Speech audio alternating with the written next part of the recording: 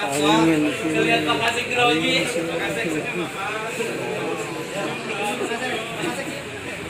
Dalam rangkaian acara launching dan pasien Sekretariat Sentral Gakumdu Kota Tangerang Selatan.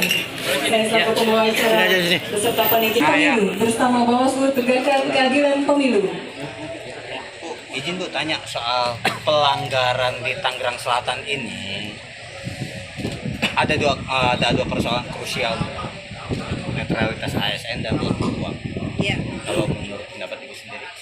Ya, saya kira di beberapa tempat juga pelanggaran netralitas ASN dan politik uang itu masih menjadi hal yang cukup mengkhawatirkan. Di pemilu 2019 juga pilkada 2018 angka penanganan pelanggaran kita juga cukup tinggi ya. Tercatat di pemilu pilkada 2018 itu ada 155 pelanggaran. Dari 155 itu 62 atau 40% itu terkait pelanggaran netralitas ASN yang terindikasi pidana. Nah, sehingga memang langkah-langkah sosialisasi soal netralitas ASN ini harus dilakukan secara masif, nah, sehingga bisa menjangkau seluruh daerah yang akan pilkada dengan harapan ada penurunan angka pelanggaran soal netralitas ASN. Kemudian yang kedua, kami melakukan komitmen dalam bentuk MOU dengan Komisi ASN dan juga dengan Kementerian Dalam Negeri. Ini sebagai langkah antisipasi agar proses penegakan hukum terhadap netralitas ASN ini betul-betul menjadi perhatian.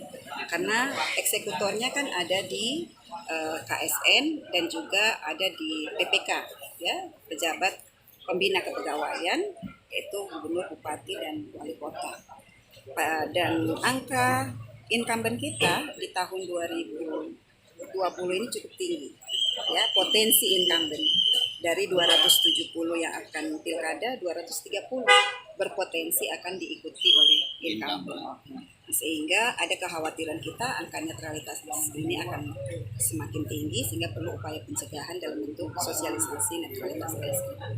Bu, soal netralitas ASN ini kan sudah pernah terjadi Bu di Tangsel 2010 itu berujung ke MK. Gimana Bu untuk ya, saya kira mengantisipasinya? Setiap pasangan calon punya hak untuk mengajukan permohonan hasil ke Mahkamah Konstitusi dan dia bisa membawa bukti apa saja. Tapi kami tidak pernah mengkhawatirkan hal itu sepanjang proses pengawasan dan penanganan pelanggaran itu sudah dilakukan secara baik.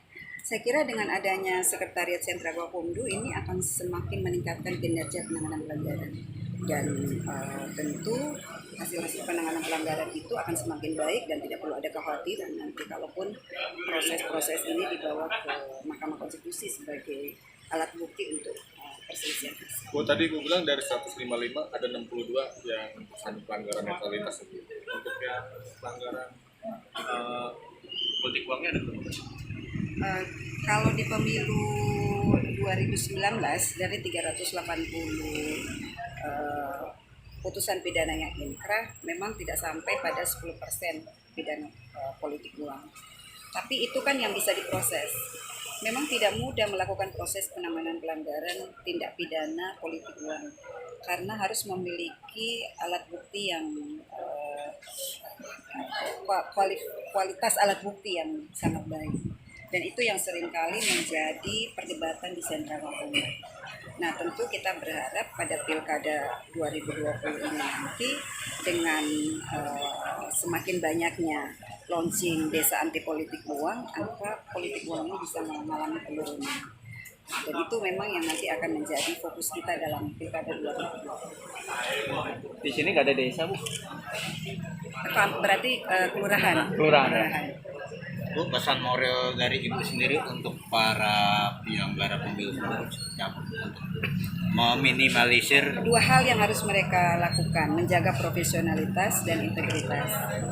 Jadi terus melakukan upaya peningkatan kemampuan pengetahuan, keterampilan di dalam melakukan pencegahan, pengawasan dan penanganan pelanggaran. Dan menjaga kepercayaan publik. Jangan sampai tercemar karena ada tindakan-tindakan yang bisa mencoreng nama baik beliau. Cukup ya? Thank you.